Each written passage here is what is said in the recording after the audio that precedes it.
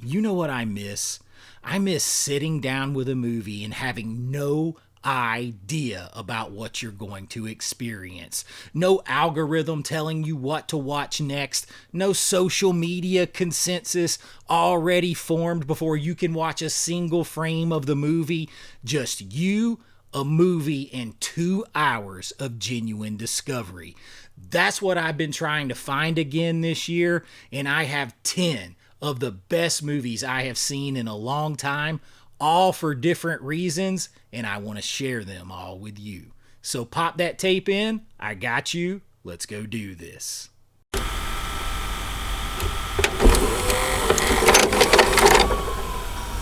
Alright, so here's what this video is and what this video isn't. This is not a list of the best movies ever made. This is not some sort of critical consensus or algorithm recommendations or a list of whatever Hollywood decided that you should care about this year. This list is personal to me.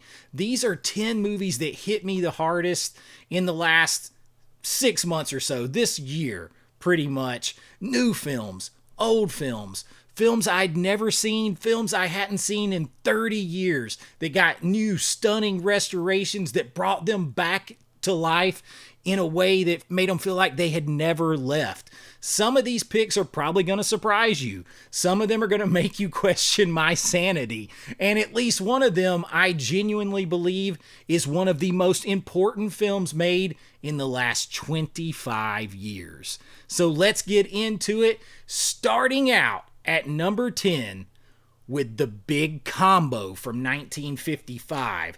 And if that surprises you, that is the point. Ignite Films just now released this on its 75th anniversary with a big, beautiful 4K restoration. And The Big Combo is something that I picked up just because I have become a fan of Ignite Films and I wanted to see more of the work that they've done. I heard of the title, of course. I knew it by reputation from the cinematography, an old noir film, but it is so awesome to look at. And of course, the 4K looks great. You have a couple different options. This is a big set right here. It's got multiple discs in it, but that's not the biggest deal here. I mean, it looks incredible. Those things, of course. But The Big Combo is a genuine, like, pure, beautifully constructed noir film from the golden era of the genre. And this restoration makes it look just so awesome, so much better than anything that you've seen recently in the last 20 years in the movie. The cinematography is done by John Alton, and it is extraordinary. There are shots in this thing. I mean, the man understood light and shadow. There's no doubt about it. And there are shots, compositions in here that would make a modern cinematographer weep with envy. I promise you. The story is tight for a noir film. You've got that sort of hard-boiled feel to it that you love because you got a police lieutenant obsessed with bringing down a crime boss and a woman caught between them. So you've got the whole moral landscape, you've got the noir vibe, right? But here's what I really want to say about the pick, and that's that sometimes some of the best discoveries that you get are something that was made well before you were born, something that you weren't looking for and you find for some weird reason. And then it ends up being an awesome film that you want to see again and again. The Big Combo, if nothing else for the cinematography, you want to see this film, and Ignite Films did a great restoration. And honestly, that's the only reason I found this movie. 一体何なんですか? この国はバトルロワイヤル。 All right, now the next one is going to shock some of you, I know, and this was a gift, and I finally got around to watching it, so thank you to you awesome subscribers who send me movies. I love movies. It's the best thing you can do for me. But this one is 2000's Battle Royale, and I know,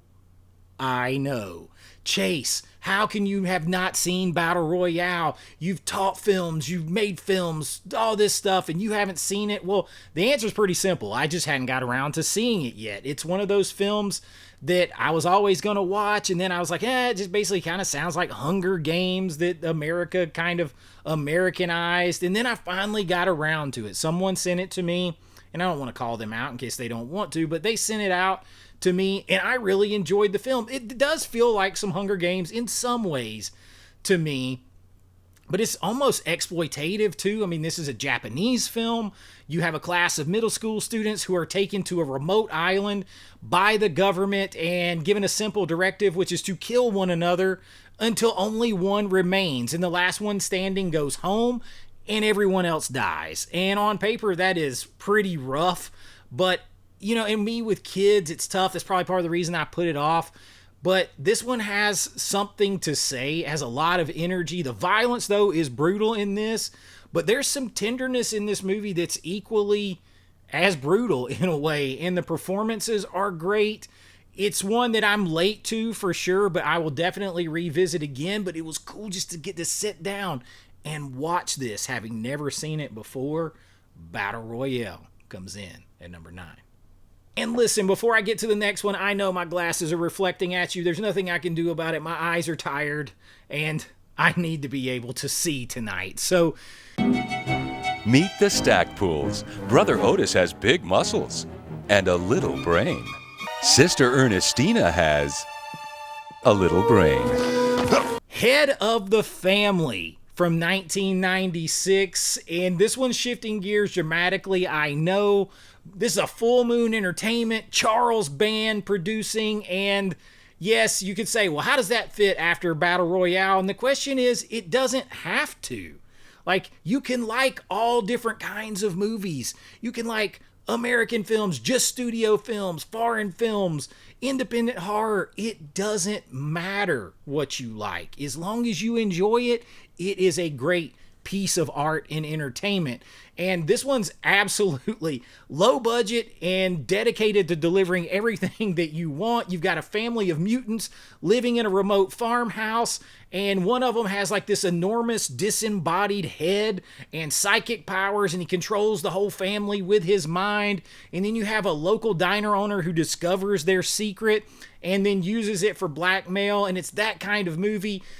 Tons of nudity, tons of off-color, sexual situations, and it's Full Moon at its best. I mean, the nudity in this thing is next level, but there is a joy and just a fun to this filmmaking that you cannot deny. It wants to entertain you. It completely entertains you. Everyone had fun making it, you can tell. And not every film needs to be Battle Royale or the big combo. Sometimes you just want to have some fun, and Head of the Family is a hell of a lot of fun. But back to a little more seriousness, we're going to 2005's A History of Violence. And this was a first-time watch for me this year. David Cronenberg. I'm a big Videodrome guy. That is my favorite Cronenberg. This now is my second favorite David Cronenberg film. Yes, above The Fly. And I blind bought this from Criterion because of the beautiful 4K that they were going to put out. I had never seen it. And that takes a lot of confidence because Cronenberg can be, a little, he can be David Cronenberg. Viggo Mortensen plays Tom Stahl, who's a small town diner owner devoted to his family, a pillar of his community. And then one night, 2 killers come into the diner and Tom stops them with like John Wick speed and precision. And then other men suddenly appear into town once he makes the news. And suddenly we start to wonder if Tom is who he says, or maybe he's who these bad guys say. Viggo Mortensen is extraordinary. Maria Bello matches him completely. There's intense, nude scenes, love scenes, all this. Everything has just this intensity to it. I sat there, didn't look at anything else, just nothing else. My phone could have rang. It would not have mattered. This is disturbing, but also awesome. Genuinely a revelation to me this year. A History of Violence, now my second favorite Cronenberg film, right behind Videodrome. Hay algo ahí arriba. En un arbusto. A ver, déjame.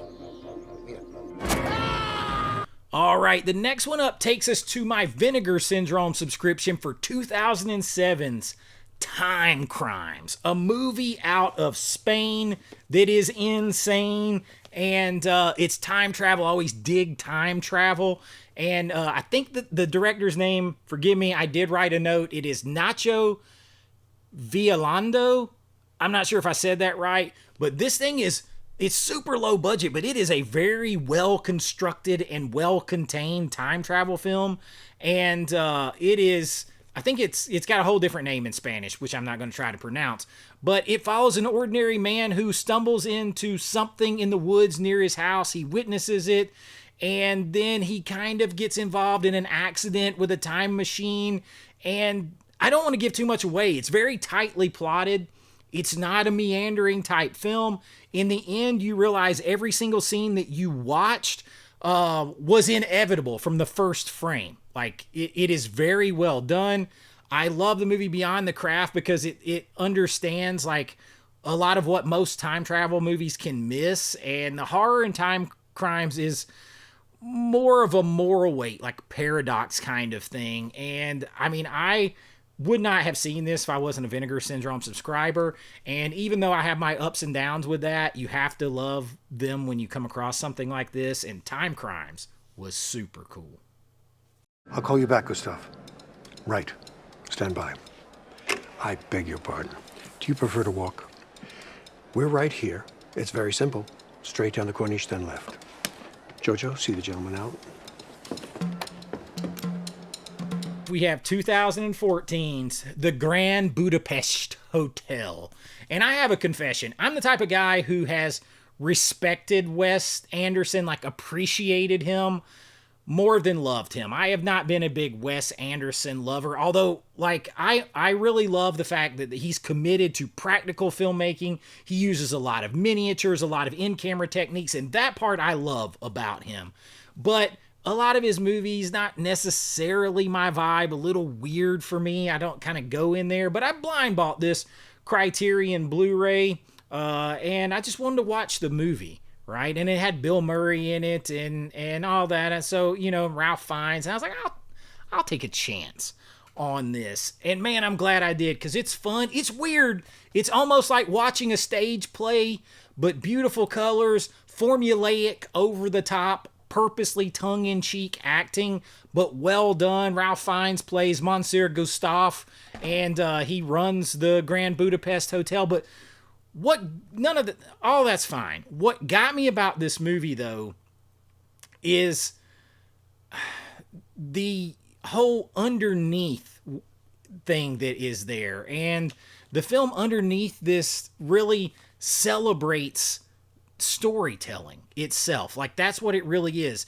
It's about the stories that we know, the stories that we live, the stories that we inherit, the stories that we pass down. And the act of storytelling itself is an act of love and preservation. Stories and memories are what make us immortal. That's what makes us love movies and art in the first place.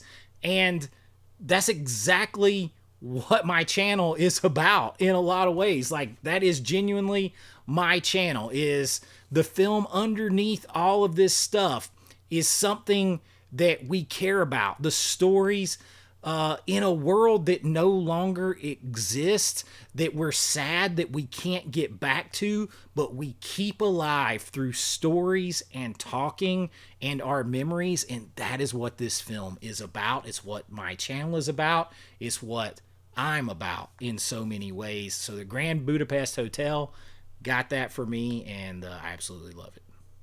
All right, so now let's have some fun with a little Muscles from Brussels and Jean-Claude Van Damme's Sudden Death. Now, Risha and I watched this movie, and it's basically Die Hard, right? It's Die Hard at a hockey rink, and it's from 1995, and somehow I had just actually never seen this, being a huge 80s kid, 90s kid, Van Damme, action heroes, Stallone, Schwarzenegger, all that.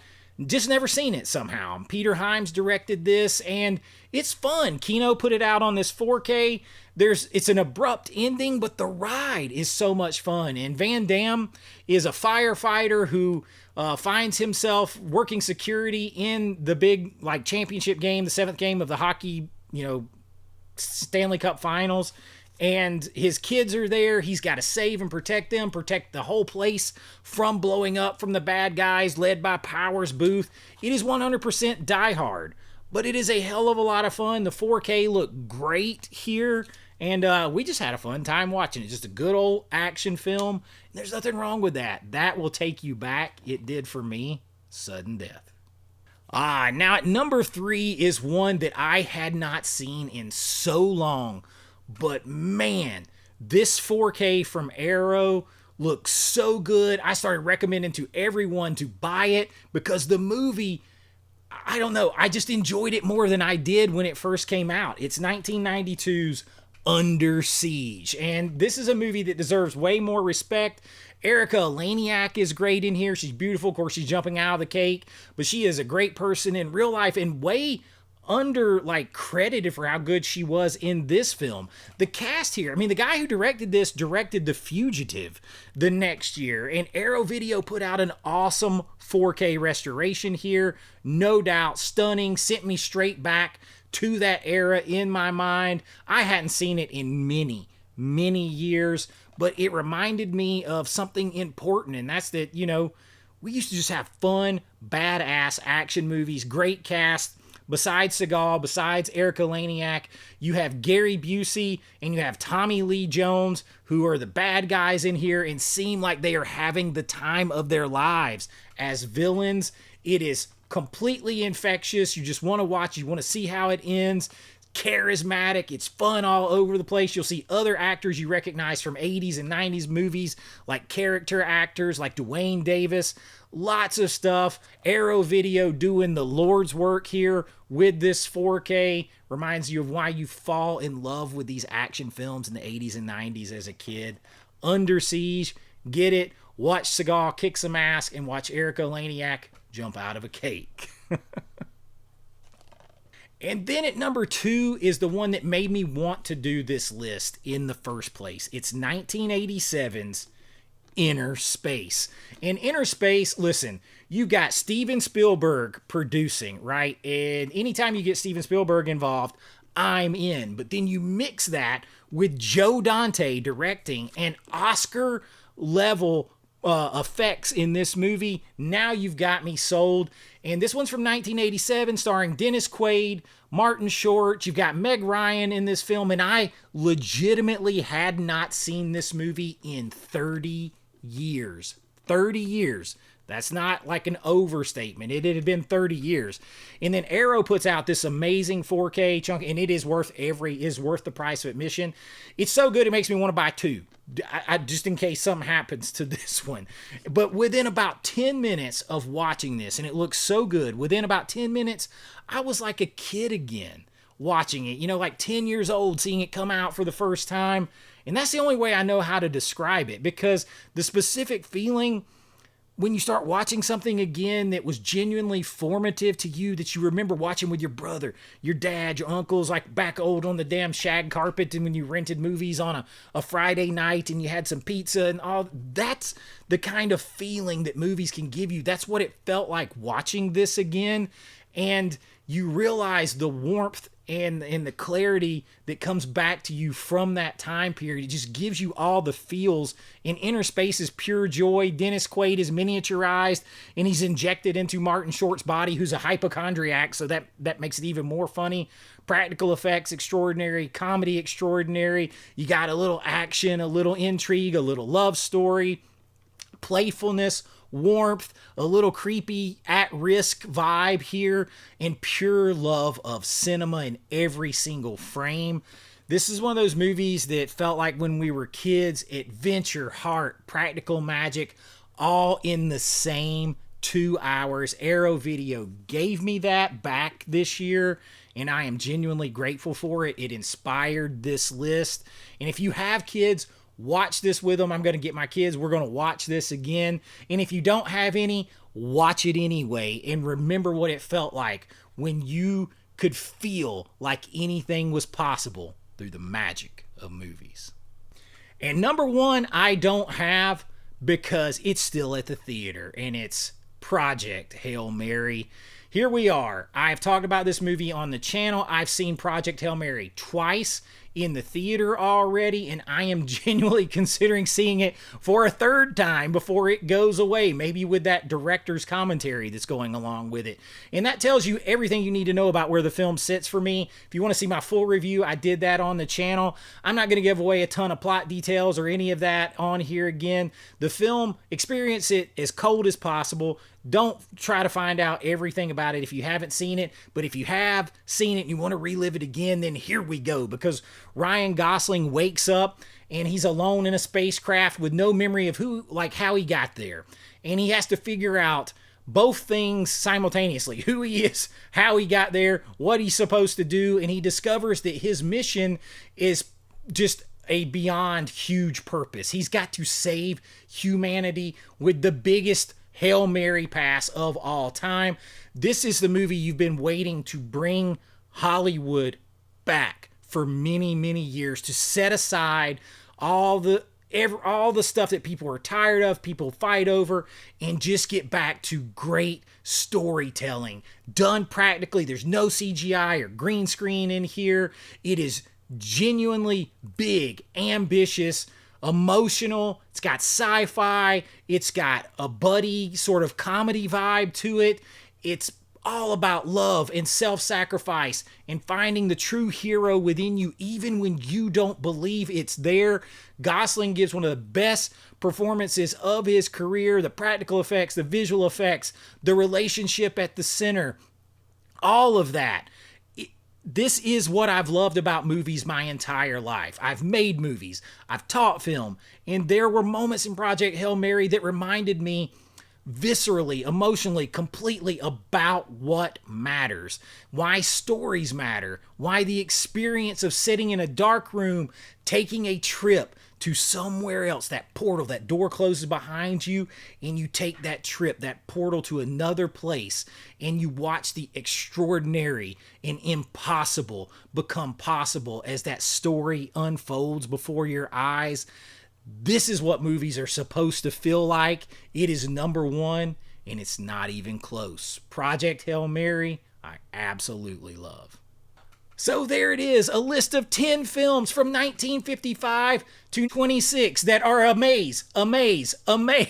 From Full Moon Entertainment to the Criterion Collection to a dystopian Japanese masterpiece to a Van Damme film about a penguin in a costume that gets beat up part of the time to Innerspace and people getting shrunk down to saving the entire planet with self-sacrifice of the hero that was in you all along.